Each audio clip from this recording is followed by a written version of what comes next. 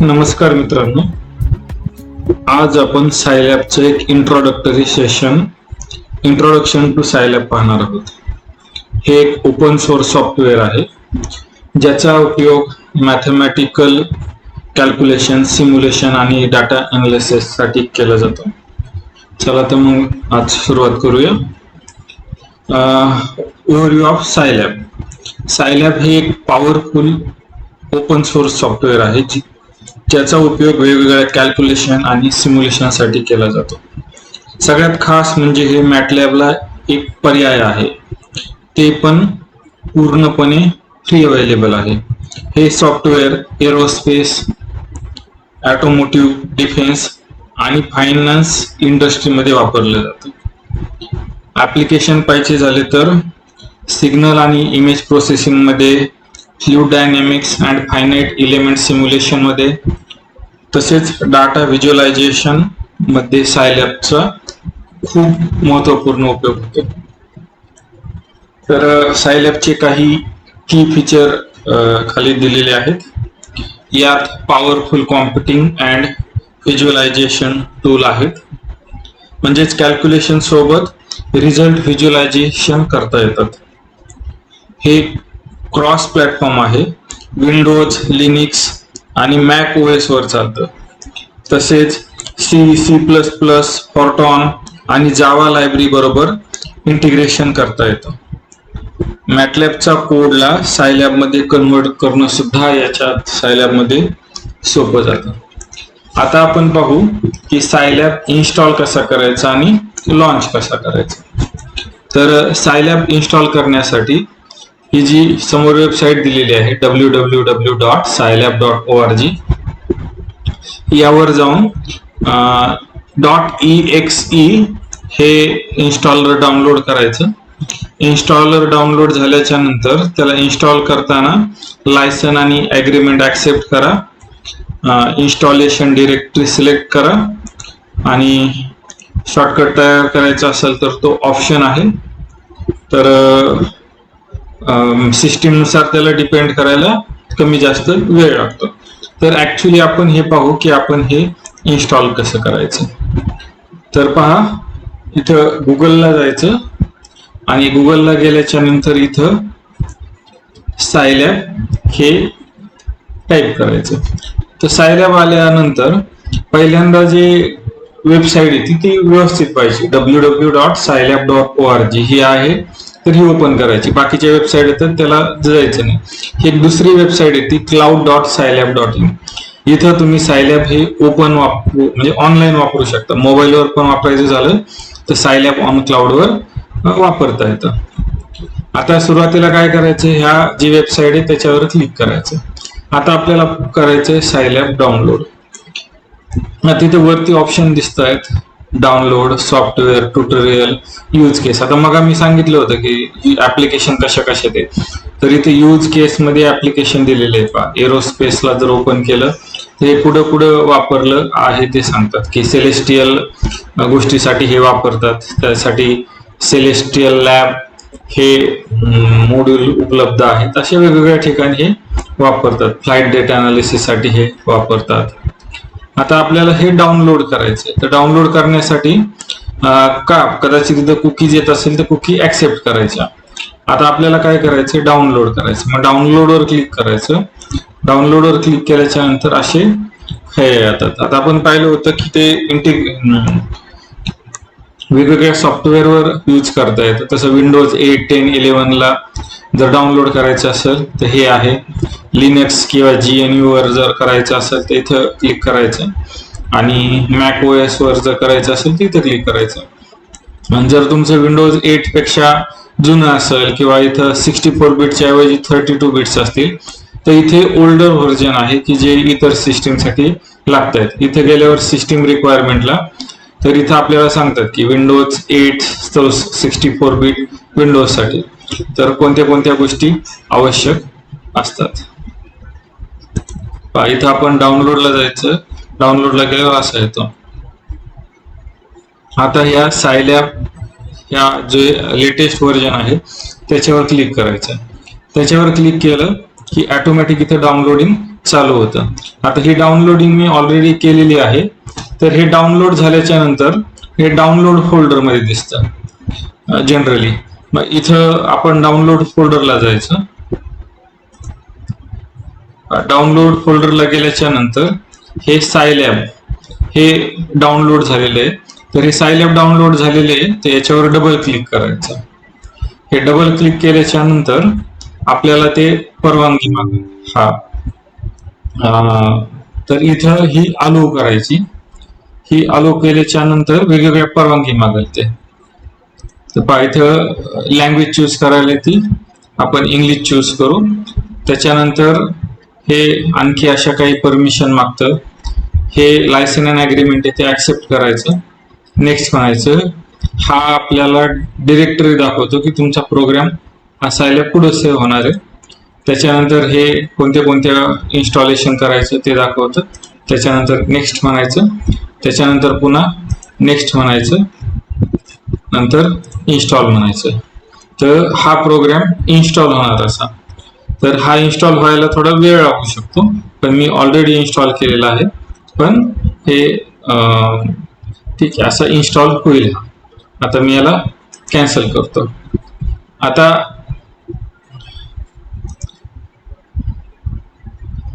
हा इन्स्टॉल केल्याच्या नंतर डेस्कटॉपवर तुम्हाला अशा प्रकारचं एक आयकॉन तयार होईल. इथं जे दिसतंय सायलॅब 2025 अशा प्रकारचे आयकॉन तयार होईल. तर सायलॅब ओपन करण्यासाठी त्याच्यावर डबल क्लिक करायचं. आपलं सायलॅब डाउनलोड झालं, इन्स्टॉल झालं. आता आपण सायलॅबला लॉन्च करतोय. तर असं काही क्षणात सायलॅब ओपन होईल. हे असा सायलॅबचा इंटरफेस आहे. हे झालं लॉन्चिंग पर्यंत.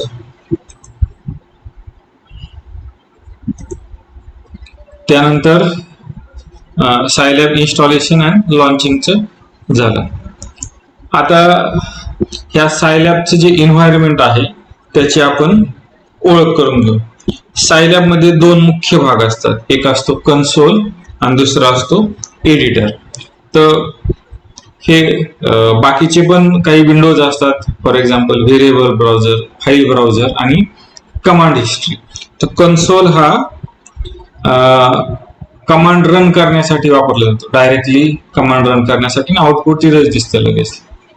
तसंच एडिटर मध्ये आपण स्क्रिप्ट लिहू शकतो आणि त्याला सेव्ह करू शकतो. व्हेरिएबल ब्राउझर मध्ये सगळे व्हेरिएबल दिसतात आपल्याला. त्याच्यानंतर फाईल ब्राउझर आहे. तर हा फाईल ब्राउझर फोल्डर नेव्हिगेट करण्यासाठी मदत करतो.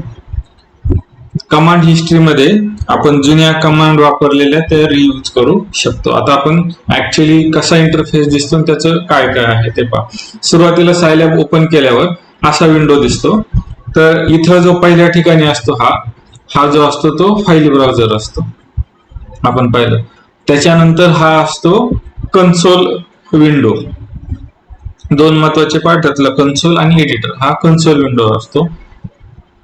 हा व्हेरिएबल असतो की जिथं सगळे व्हेरिएबल दिसतात. ही कमांड हिस्ट्री असते की इथं आपण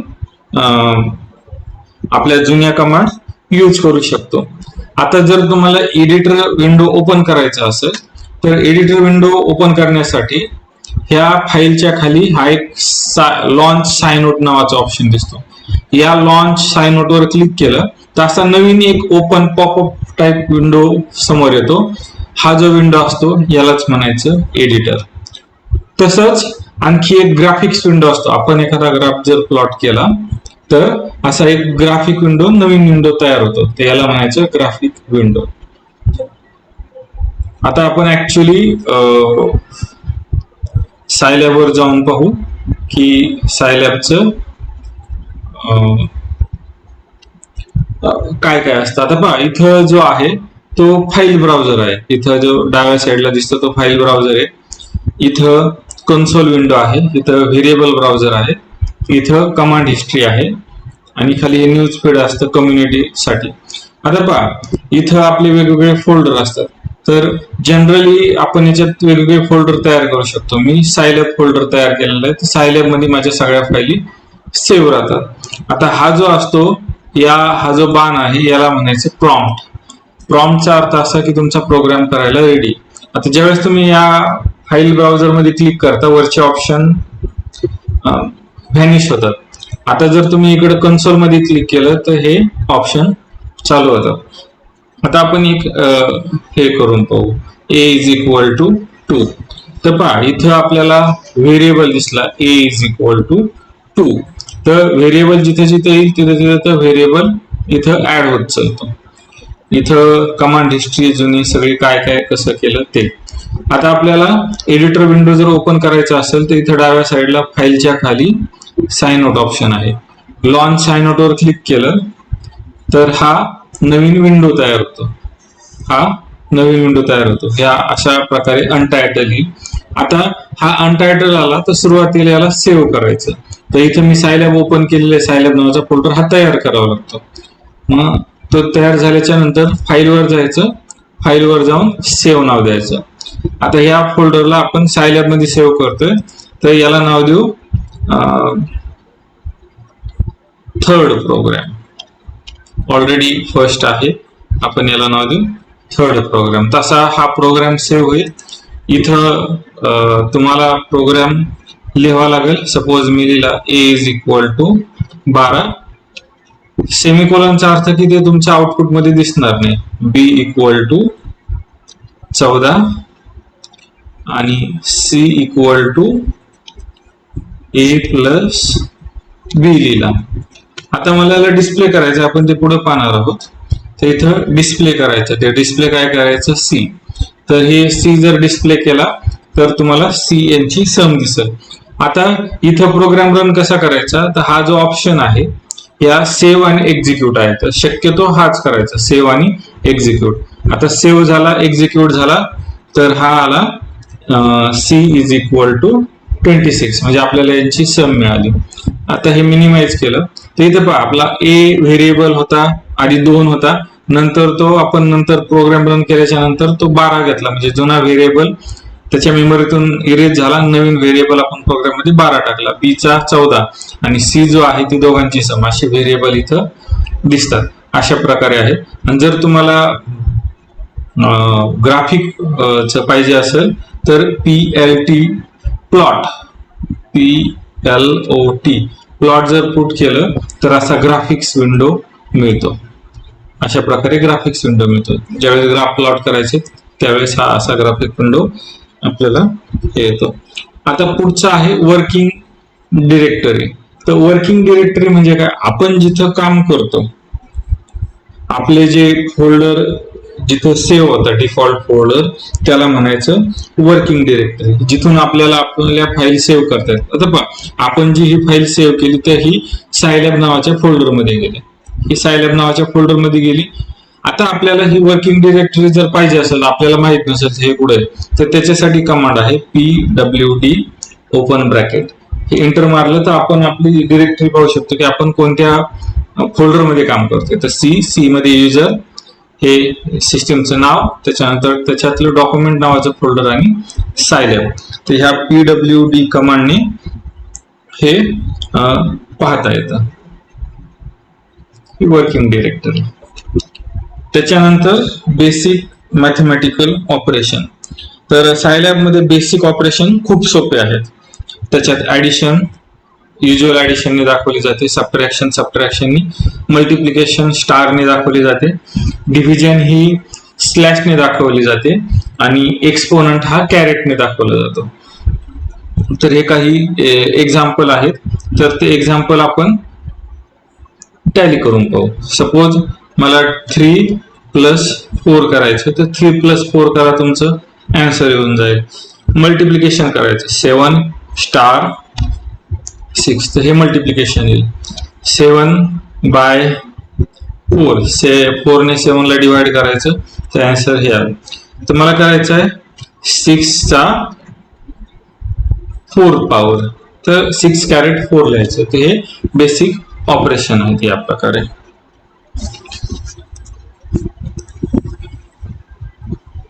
त्याच्यानंतर व्हेरिएबल, त्याच्यानंतर आपण पाहणार आहोत व्हेरिएबल. तर व्हेरिएबल म्हणजे काय, तर सायलॅब मध्ये व्हेरिएबल म्हणजे डेटा स्टोअर करण्याची जागा. तर सायलॅब मध्ये व्हेरिएबल हे नंबर असू शकतात, स्ट्रिंग असू शकतात, मॅट्रायसेस असू शकतात. तर व्हेरिएबल मध्ये आपण पर्टिक्युलर एक्झाम्पल पाहू इथं खाली. तर व्हेरिएबल मध्ये a इज इक्वल टू 10 हा व्हेरिएबल डिफाईन केलेला आहे, b इज इक्वल टू 5 हा व्हेरिएबल डिफाईन केलेला आहे. तर व्हेरिएबल डिफाईन करण्याचे पण काही रूल असतात. तर सुरुवात ही नेहमी स्मॉल किंवा कॅपिटल लेटरनी करायची आणि नंतर तुम्ही नंबर वापरू शकता आणि स्पेशल सिम्बॉल मधला फक्त अंडरस्कोर हा सिम्बॉल वापरू शकता. आपण काही व्हेरिएबल पाहू की ज्यांनी आपल्याला हे करता येईल. आता suppose capital A equal to मी मॅट्रायसेस लिहितो. Capital A is equal to matrices कसा लिहितात, स्क्वेअर ब्रॅकेट मध्ये 1 2 3.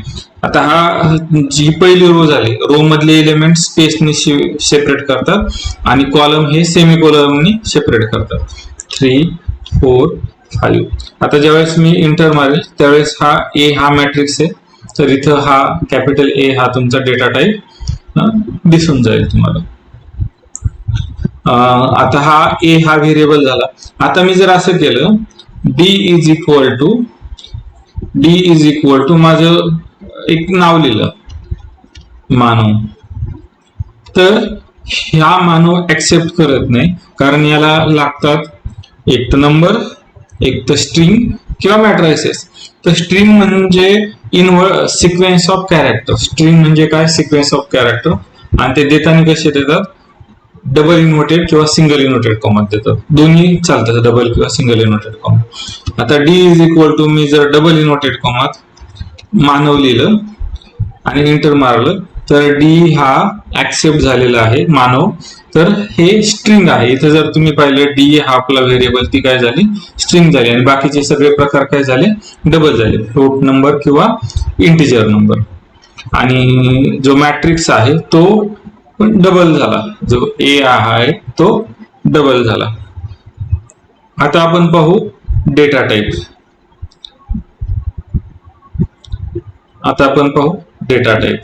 तर डेटा टाईप म्हणजे काय की सायलॅब त्या विशिष्ट फॉर्मॅटला सपोर्ट करतो, त्याला म्हणायचं डेटा टाईप. तर सायलॅब मध्ये विविध डेटा टाईप आहे आणि प्रायमरी स्ट्रक्चर हे त्याचं मॅट्रायसेस आहे. तर पहिला डेटा टाईप आहे डबल म्हणजे फ्लोटिंग पॉइंट नंबर. इथं तुम्ही इंटिजर टाकलं तरी चालतं. आता x इज इक्वल टू 3.14 हा एक तुमचा प्रकार झाला, म्हणजे हा तुम्ही नंबर स्टोअर केला, x हा व्हेरिएबल झाला आणि त्याची व्हॅल्यू किती झाली 3.14. दुसरा प्रकार पडतो स्ट्रिंग हा टेक्स्ट डेटा घेतो, म्हणजे सिक्वेन्स ऑफ कॅरेक्टर. तर हा देताना नेहमी इन्व्हर्टेड कॉमा मध्ये द्यावं लागतो. तिसरा प्रकार आहे मॅट्रिक्स म्हणजे अरे ऑफ एनी डेटा टाईप.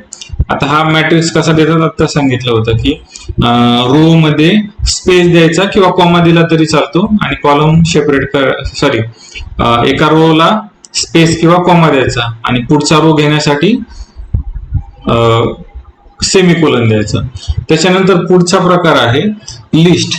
आता वरच्या डेटा टाईप मध्ये सगळं एकाच टाईपचं झालं, पण लिस्ट ही काय करते, लिस्ट वेगवेगळ्या प्रकारच्या एलिमेंटला एका फॉर्मॅटमध्ये आणते. आता लिस्टचा कमांड कशी आहे, तर इथं लिस्ट मध्ये लिस्ट डिफाईन करावं लागते, L is equal to list. आणि याच्या आत तुम्ही कोणतेही डेटा टाईप टाकू शकता, वरचे डबल टाकू शकता, मॅट्रायसेस टाकू शकता, स्ट्रिंग टाकू शकता, इव्हन लिस्ट मध्ये लिस्ट पण टाकू शकता, बुलियन टाकू शकता, या प्रकारे. आता बुलियन म्हणजे काय, तर बुलियन म्हणजे ही लॉजिकल व्हॅल्यू असते, आयदर ट्रू ऑर फॉल्स. जर आपल्याला ट्रू लिहायचं असेल तर सिम्बॉल त्याच्यासाठी आहे पर्सेंटेज ऑफ ट्रू आणि फॉल्स लिहायचं असेल तर पर्सेंटेज ऑफ फॉल्स. त्याच्यानंतर आपण पाहणार आहोत comparison and logical operator. Comparison operator आणि लॉजिकल ऑपरेटर. तर कंपॅरिझन ऑपरेटर काय करतात, तर दोन नंबरला कम्पेअर करतात. कंपॅरिझन ऑपरेटर काय करतात, दोन नंबरला कम्पेअर करतात. आता पहिला जो लॉजिकल ऑपरेटर आहे इक्वल, तो ऍक्च्युअली दोन नंबर इक्वल आहेत का तो चेक करतो. हा जो दुसरा आहे तो हा नॉट इक्वल टूचा आहे. लेस दॅन आणि ग्रेटर दॅनचा हा नॉट इक्वल टूचा आहे. जर दोन नंबर डिफरंट असतील तर तो ट्रू येईल, आणि जर वेगळे सेम असतील ते फॉल्स येईल. त्याच्यानंतर हा पुढचा लेस दॅनचा सिम्बॉल, ग्रेटर दॅनचा सिम्बॉल, लेस इक्वलचा सिम्बॉल, ग्रेटर इक्वलचा सिम्बॉल. त्याच्यानंतर लॉजिकल ऑपरेटर आहेत हे. तर अँड साठी अँडचा सिम्बॉल, ऑर साठी व्हर्टिकल लाईन आणि नॉट साठी टिल्डा. तर हे बऱ्याच एक्झाम्पल मध्ये आपण वापरू शकतो. तर आपण हे व्हेरीफाय करू काही गोष्टी. आता आणखी एक, इथं आपल्याला काही बेसिक कमांड माहित असायला पाहिजे. जर मी एखादा व्हेरिएबल डिलीट करायचा आहे, इथं दिसताना मला capital A, small A, B, C, D असे व्हेरिएबल दिसतात. आता सपोज मला जर बी हा डिलीट करायचा आहे व्हेरिएबल, तर मी त्यासाठी टाईप करणार clear space be without bracket. हा जर टाईप केला तर इथं जो बी व्हेरिएबल दिसत होता तो नष्ट झाला. आता मला ही पूर्ण स्क्रीन जर क्लिअर करायची असेल तर मला टाईप करावं लागेल सीएलसी. सीएलसी ने हा पूर्ण कन्सोल क्लिअर होतो, मात्र व्हेरिएबल तसेच राहतात. तर मी सीएलसी टाईप करून इंटर मारला तर ते मला मेसेज विचारतात की खरंच करायचं का. मग ते केल्यावर सगळं क्लिअर होतं, पण व्हेरिएबल तसेच आहे. आणि मला जर सगळे व्हेरिएबल जर क्लिअर करायचे असतात, मला जर ए रिकॉल करायचं असेल तर मी ए टाईप करणार, ए घेणार. डी घ्यायचा असेल तर माझा डी हा मानवाला. आता मला हे सगळे व्हेरिएबल मला काय करायचे, क्लिअर करायचे. तर त्याच्यासाठी जस्ट कमांड काय वापरायची, क्लिअर. असं जर झालं तर सगळे व्हेरिएबल काय झाले तुमचे, क्लिअर झाले. आणि सीएलसी जर केली तर सगळे कन्सोल हा क्लिअर झाला. आता आपण पाहू कंपॅरिझन. आता माझ्याकडे ए इक्वल टू आहे 12 आणि बी इक्वल टू आहे 14. तर आता मला माहिती हे दोघं इक्वल आहे किंवा नाही. मी ए इक्वल टू बी म्हणलं तर हे फॉल्स येणार आहे, हे फॉल्स बुलियन ऑपरेटर. आता मी म्हटलं ए नॉट इक्वल टू बी तर हे ट्रू येणार आहे, याला नॉट इक्वल टू म्हणायचं. नॉट इक्वल टू आणखी एका प्रकारे केलं जातं, ए टिल्डा इक्वल टू बी, याला पण ए नॉट इक्वल टू बी म्हणायचं. आणखी जर करायचं असेल तर ए लेस इक्वल बी आहे का, तर ए हा 12 हा 14 पेक्षा कमी आहे तर यस, तर ट्रू. अशा प्रकारे हे लॉजिकल ऑपरेटर आपण वापरू शकतो. त्याच्यानंतर पुढे आहे इनबिल्ट फंक्शन. आता इनबिल्ट फंक्शन म्हणजे काय, ते ऑलरेडी डिफाईन झालेले फंक्शन असतात. मॅथमॅटिक्स सारखंच प्रोग्रामिंग मध्ये सुद्धा फंक्शन इनपुट घेतात आणि आउटपुट देतात. आता सायलॅब मध्ये काही प्री डिफाईन फंक्शन आहे, बिल्ट इन फंक्शन आहे की जे व्हॅल्यू घेतात आणि डायरेक्ट आउटपुट देतात. त्याच्यासाठी प्रोग्राम लिहायची गरज पडत नाही. तर for example square root of 16 जर लिहायचं असेल तर SQRT ऑफ 16. डिस्प्ले ही कमांड डिस्प्ले करते जे आहे ते. त्याच्यानंतर एक कमेंट असते. एखादा प्रोग्राम आपल्याकडे असेल, मोठा लिहिला असेल आणि आपल्याला तो कोड एक्सप्लेन करायचा असेल समोरच्याला वाचण्यासाठी, तर हा डबल स्लॅश दिला तर ते त्याच्या पुढे जे लिहिलेलं आहे त्याला म्हणायचं कमेंट. आणि कमेंट हे प्रोग्राम मध्ये इंटरफेअर करत नाही, आपण ते पाहू. आता पहा, मी इनबिल्ट फंक्शन वापरतो, त्याच्यासाठी आधी मी हे क्लिअर करतो. आता इनबिल्ट फंक्शन वापरतो SQRT square root of, suppose आपण घेऊ 16. तर हे इनबिल्ट फंक्शन आहे, त्याच्यासाठी ऑलरेडी प्रोग्राम याच्यात तयार आहे. किंवा साइन ऑफ 3.14 घेऊ तर हा जवळजवळ 0च्या आसपास येतो. साइन, कॉस, टॅन हे जे ट्रिगोनॉमेट्रिक फंक्शन हे डिफॉल्ट रेडियन व्हॅल्यू घेतात. म्हणजे जी व्हॅल्यू आहे ही पायच्या आसपासची. साइन पाय हा 0 असतो. तसंच कमेंट कशी लिहितात, सपोज मी एखादं फंक्शन घेतलं एस किंवा एक्सपोनेन्शियल ऑफ 3 घेतलं, तर मला इथं कमेंट द्यायची असेल, मी काय लिहितो त्यासाठी स्लॅश द्यायचे 2, मग काय कमेंट द्यायची ते घ्यायचे. तर ही व्हॅल्यू आली आणि ही कमेंट ह्या कमेंटनी इंटरफेअर केलेलं नाहीये प्रोग्राम मध्ये. तर कमेंटमुळे कोड आणखी व्यवस्थित एक्सप्लेन करता येतो. त्याच्यानंतर आणखी दोन फंक्शन आहे. आउटपुट फंक्शन म्हणजे आपल्याला एखादी व्हॅल्यू जर व्यवस्थित पाहिजे असेल तर त्यासाठी आउटपुट फंक्शन आहे. तर ऍक्च्युली सायलॅब मध्ये 4 आउटपुट फंक्शन आहे, पण बेसिकली 2 जास्त वापरले जातात. एक आहे डिस्प्ले आणि एक आहे प्रिंट एफ. काही ठिकाणी प्रिंट एम आहे, असे वेगवेगळे मॅट्रायसेससाठी प्रिंट एम पण वापरलं जातं. आपण 2च पाहणार आहोत. एक म्हणजे डिस्प्ले फंक्शन आणि दुसरं म्हणजे प्रिंट एफ फंक्शन, हे आउटपुट दाखवण्यासाठी. आता पहा, डिस्प्ले फंक्शन काय करतं तर आउटपुट मेसेज डिस्प्ले करतं, जे त्याला दिलंय ते डिस्प्ले करतं. प्रिंट एफ काय करतो, आउटपुट मेसेजेस डिस्प्ले करतो, पण तो फॉर्मॅटेड असतो. फॉर्मॅटेड म्हणजे आपण त्याच्यात काही गोष्टी काय करू शकतो, चेंज करू शकतो. आता इथं जो हा छोटासा कोड लिहिलाय त्याच्यात x हा व्हेरिएबल डिफाइन केला, x इज इक्वल टू 10. इथं कमेंट लिहिली असाइन व्हेरिएबल x टू 10 आणि display the value of x is colon double inverted comma complete comma x. हा काय करतो, हा जो मेसेज आहे इन्व्हर्टेड कॉमातला तो तसाच प्रिंट करतो. कॉमा नंतरचं जे आहे ते नेक्स्ट लाईनला प्रिंट करतो.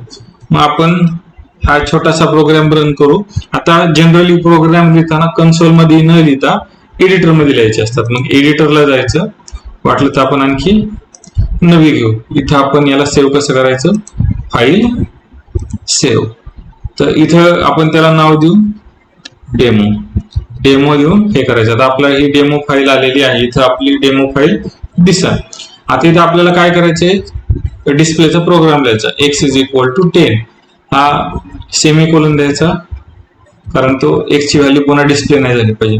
इथं काय वापरायचं, डिस्प्ले ब्रॅकेट मध्ये. डिस्प्ले हे फंक्शन आहे, जिथं फंक्शन येतं तिथं ब्रॅकेट येतं. जर ते नल घेत असेल तरी ते एम्प्टी ब्रॅकेट येतं. फॉर एक्झाम्पल PWD चं मगाचं फंक्शन.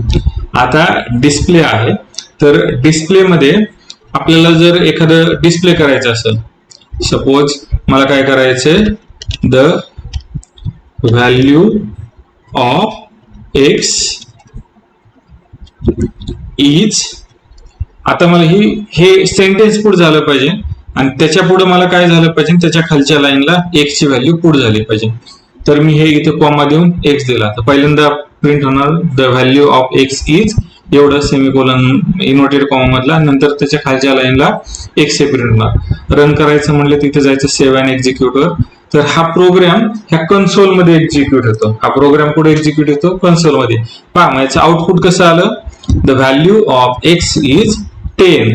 म्हणजे हा जो आपण कोड लिहिला होता तर ही x ची व्हॅल्यू प्रिंट नाही झाली. मग डिस्प्ले करताना काय झालं, the value of x is, आणि ही 10 व्हॅल्यू इथं प्रिंट झाली. आता ही झाली आउटपुट मधले डिस्प्ले फंक्शन. आता पुढचं पाहायचंय आपल्याला प्रिंट एफ.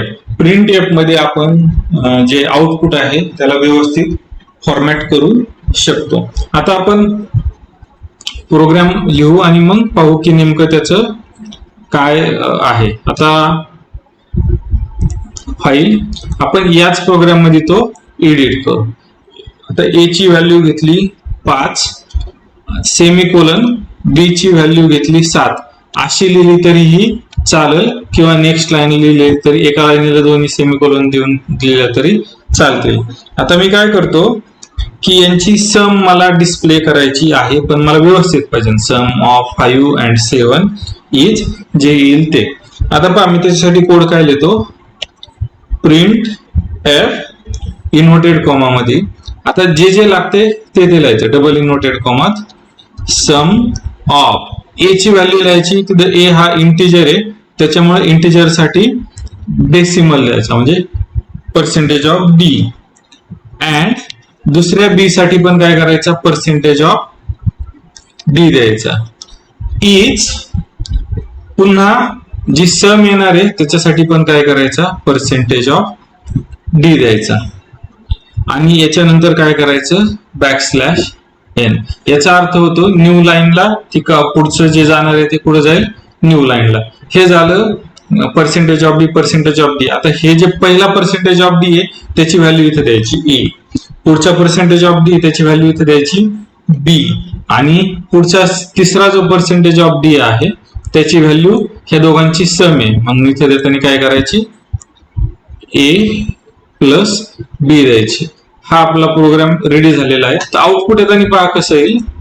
आउटपुट येताना कसं आलं, the sum of percentage of D, हा जो पर्सेंटेज ऑफ डी आहे त्यांनी हा पहिला घेतला, पहिली व्हॅल्यू म्हणजे ए ची व्हॅल्यू आली इथं.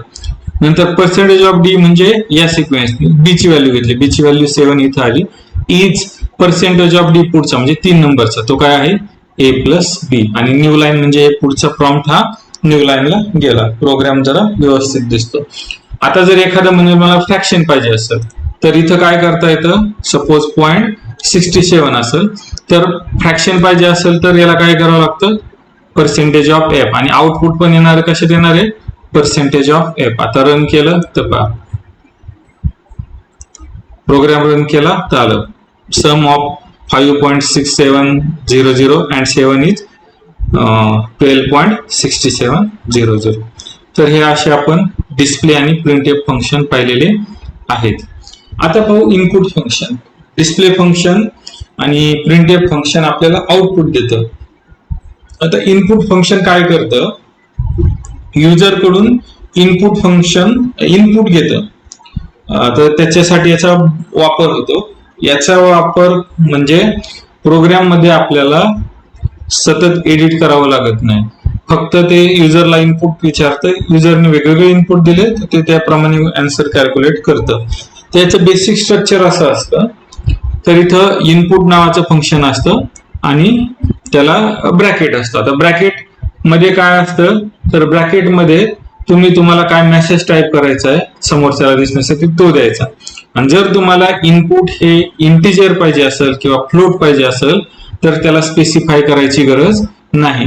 तुम्हाला जर स्ट्रिंग पाहिजे असेल तर तुम्हाला ते स्पेसिफाय करावं लागतं. आता हा जो प्रोग्राम आहे हा काय करणार, व्हेरिएबल दिलंय, जे इनपुट दिलंय त्याला नेम हे व्हेरिएबल नाव दिलंय.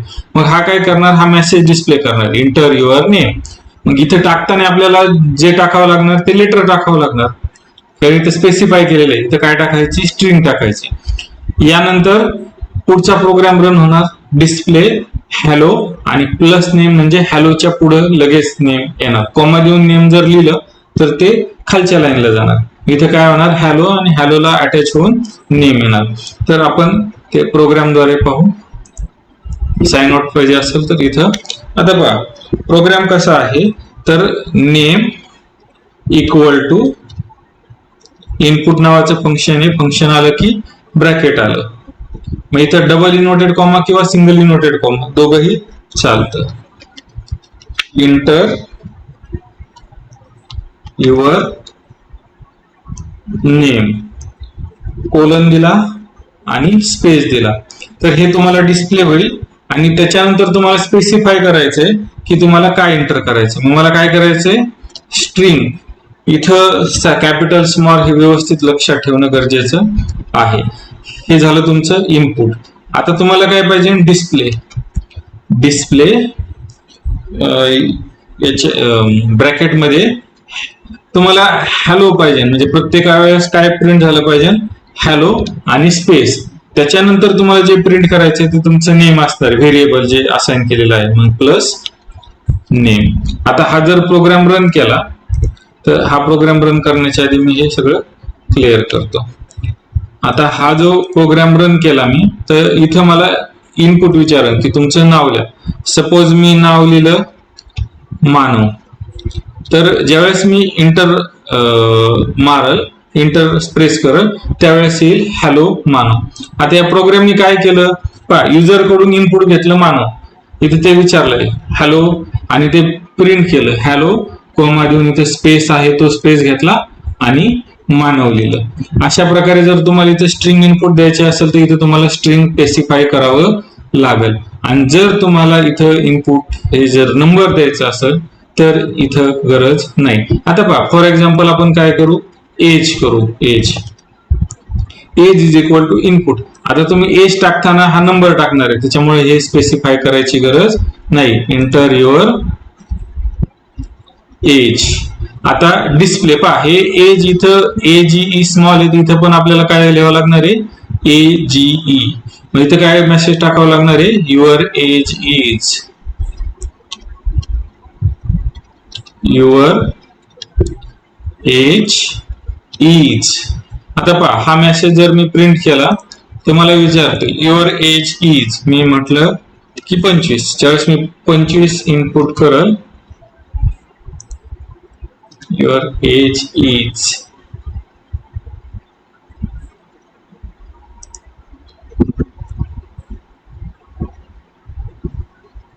सॉरी इथं कॉमा द्यावा लागेल, कॉमा देऊन नेक्स्ट लाईनला येईल.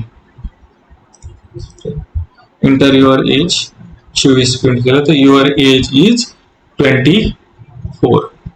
अशा प्रकारे हे आपण इनपुट फंक्शनचा वापर करू शकतो.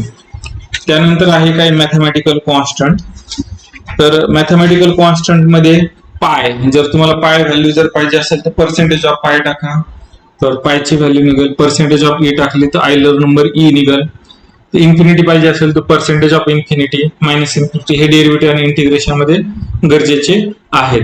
त्याच्यानंतर नॉट नंबर म्हणण्यासाठी पर्सेंटेज ऑफ NaN, एप्सिलॉन साठी मशीन एप्सिलॉन म्हणजे हे फार स्मॉल व्हॅल्यू आहे. आपण हे याच्यातच पाहू, पर्सेंटेज ऑफ पाय. तर पर्सेंटेज ऑफ पाय म्हणजे पायची व्हॅल्यू. पर्सेंटेज ऑफ ई म्हणजे आयलर नंबर ई ची व्हॅल्यू, आणि बाकीचे पर्सेंटेज ऑफ INF, इन्फिनिटी म्हणजे इन्फिनिटी, असे आहेत. त्यानंतर पुढे आहे युजफुल मॅथमॅटिकल फंक्शन. आता मॅथमॅटिकल युजफुल फंक्शन कोणते असतात? Trigonometric function, square root, log, exponential, absolute value आणि भरपूर सारे. तर आपण सुरुवातीला ट्रिगोनोमेट्रिक फंक्शन पाहू. तर sine X, cos X, tan X हे डायरेक्ट याला अशाच प्रकारे नाव आहेत. मात्र हे जे इनपुट ऍक्सेप्ट करतं तर ते रेडियन मध्ये करतं. तुम्हाला जर डिग्री काढायचं असेल तर डिग्रीचं कन्व्हर्जन तुम्हाला रेडियनला करावं लागेल, आणि ते रेडियनला केल्याच्या नंतर तुम्ही ते काढू शकता. आता जर मला साइन π/2 काढायचं आहे, π/2 ऑब्विसली रेडियन मध्ये आहे, तर कसं काढणार? साइन पाय कसा लिहिणार? Percentage of π/2. तर स्क्वेअर रूट काढायचं, स्क्वेअर रूट मग पहिले लॉग काढायचं, तर नॅचरल लॉगॅरिथम आहे. लॉग एक्स म्हणजे हा नॅचरल लॉगॅरिथम. लॉग 10 म्हणलं तर लॉग टू द बेस 10. त्याच्यानंतर exponential of X, absolute value म्हणजे मॉड्युलस. त्याच्यानंतर हे जे फंक्शन आहेत sine, square root, log, exponential, absolute value हे 1 इनपुट घेतात. मात्र हे जे पुढचे फंक्शन आहे सम, मिनिमम, मॅक्झिमम, हे मात्र तुम्हाला हा रो मॅट्रिक्स द्यावा लागेल. हा स्क्वेअर ब्रॅकेट मध्ये हा जो दिलाय तो काय असतो? रो मॅट्रिक्स असतो. आता आपण ऍक्च्युअली याचे प्रोग्राम पाहू. तर मला काय काढायचंय? साइन ऑफ π/2 काढा किंवा पाय काढायचा आहे. मग पाय कसा काढणार? पर्सेंटेज ऑफ पाय. तर ही साइनची पायची व्हॅल्यू किती असती? 0 असते. पण हा काय करतो? हा 0 डायरेक्टली न देता आता हा देतो 1.225d रेस टू -16. म्हणजे काय? -16 म्हणजे काय? d⁻16, आणि d⁻16 म्हणजे अप्रॉक्सिमेटली हे 0च्या जवळच येतं. लॉग काढायचा आहे, नॅचरल लॉग आहे. Log of percentage of E हा जर काढला तर किती येईल? 1 येईल. लॉग ऑफ 12 काढला त्याची व्हॅल्यू या प्रकारे येईल. आणखी सम, मिनिमम, मॅक्झिमम. आता जर मी असं फंक्शन दिलं सम ऑफ 3, तर हे फक्त एकाच नंबरची काय करेल? ते सम करेल. तर इथं अनेक नंबरची जर सम करायची झाली तर तुम्हाला ते देताना आधी तो रो मॅट्रिक्स डिफाईन करावा लागेल. सपोज मी 4 नंबरची सम करायची, मला 3, 5, 6 आणि 8 या 4 नंबरची काय करायची? सम करायची. मग लिहिताना कसं लिहिणार? SUM, sum of X. X हा रो मॅट्रिक्स आहे, तर ह्या सगळ्यांची काय येणार? सम येणार. यातलं जर तुम्हाला मॅक्झिमम पाहिजे असेल तर मॅक्झिमम ऑफ एक्स, ह्या एक्स मधला मॅक्झिमम किती आला? 8 आला. मिनिमम ऑफ एक्स जर पाहिजे असेल तर हा मिनिमम आला. जर सगळ्यांचं प्रोडक्ट पाहिजे असेल ह्या सगळ्या नंबरचं तर प्रोडक्ट ही कमांड वापरायची आहे. हे युजफुल मॅथमॅटिकल फंक्शन झालं. आता आपण शेवटी दोन छोटेसे प्रोग्राम पाहू, हे कसे लिहायचे. तर पहिल्यांदा असं एक्झाम्पल विचारलंय की write a Scilab program to accept radius of circle from user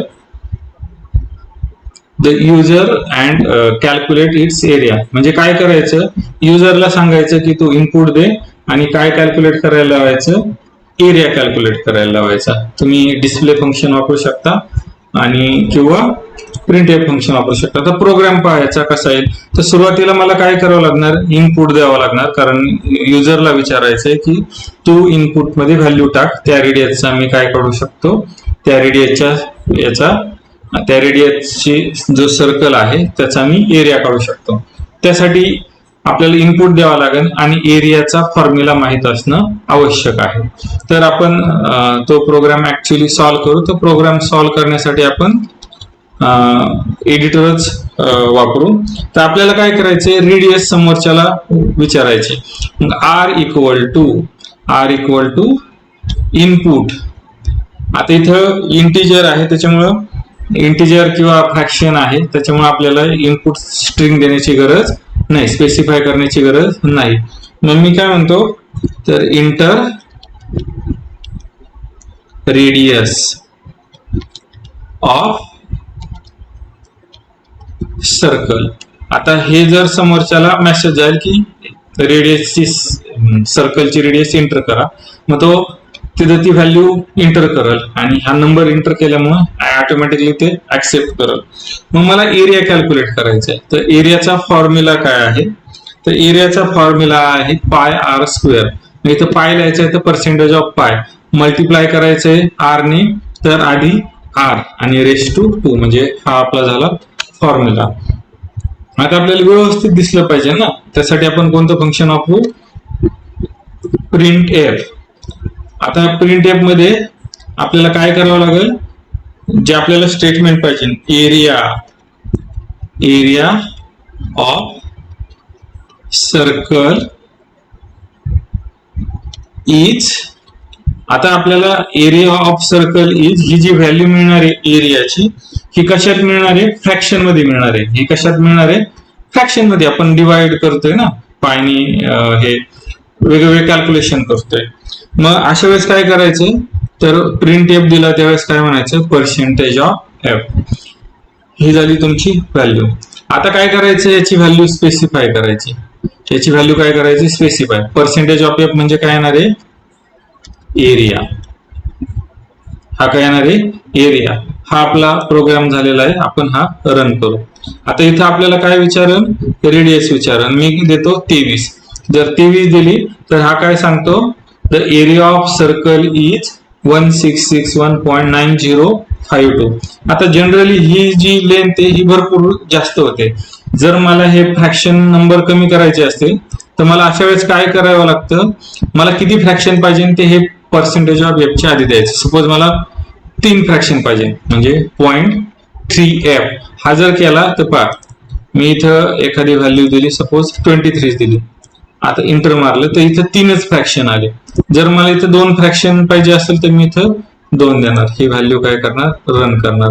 आता इथं 23 टाकतो तर व्हॅल्यू बरोबर 2 डिजिटच ऍक्सेप्ट झालेले आहेत. हा पहिला प्रोग्राम. आणि एक छोटासा दुसरा प्रोग्राम करू की write a Scilab program to take 2 numbers as input from the user and print their sum using printf function. इथं स्पेशली printf फंक्शन विचारलेलं आहे. आता इथं युजरला 2 इनपुट द्यायचे. एका वेळेस आपण किती इनपुट देऊ शकतो, तर पहिल्यांदा पहिलं इनपुट द्यायचं, दुसऱ्यांदा दुसरं इनपुट द्यायचं. तर आपण त्याचा छोटासा प्रोग्राम आहे तो पाहू. तर पहा, ए इक्वल टू, आपल्याला इनपुट विचारायचं आहे ना, मग A equal to input, right first number, semicolon देऊन स्पेस, दुसरा नंबर राईट करायला हवा, input right, sorry inverted comma, single inverted comma वापरला तरी चालतो, right second second number. Generally आपण इंटिजर ठेवू. मग आपल्याला याची काय करायची, सम करायची. तर सम हे देणं थोडस रिस्की असतं, कारण सम हे फंक्शन आहेत. मग मी काय करतो, समच्या जागी एस देतो. एस हा काय आहे, ए प्लस बी आहे. आता मला हे काय करायचं, प्रिंट एफ फंक्शन वापरायचं. Print F. मला हा जर इंटिजरच इनपुट पाहिजे असेल तर मी फक्त काय करणार, इंटिजरच देणार. आता मग मी काय करणार, पर्सेंट, मला ए पण प्रिंट पाहिजे, पर्सेंटेज ऑफ डी. आपण थोड्या वेळ हा प्रोग्राम याच्यासाठी करू, इंटिजर साठी. पुन्हा sorry double inverted comma, percentage of d, परत percentage of d equal to percentage of d. आता पहा हे आपलं झालेलं आहे. तर याच्यात काय द्यायचं, मला व्हॅल्यू डिफाईन करायचा. पहिला पर्सेंटेज ऑफ डी ए चा राहणार आहे, दुसरा बी चा राहणार आहे आणि तिसरा एस चा राहणार आहे. तर अशा प्रकारे हे आपण डिफाईन केलेलं आहे. इथे एकदा आपण स्क्रीन क्लिअर करून घेऊ. आता हा प्रोग्राम रन करू. ऍक्च्युली मी हा प्रोग्राम रन केला तर पहिल्यांदा विचारते राईट फर्स्ट नंबर. सपोज मी लिहिला 12, दुसरा लिहिला -34, सेकंड नंबर. आता ते आपल्याला काय करणार, आउटपुट देणार.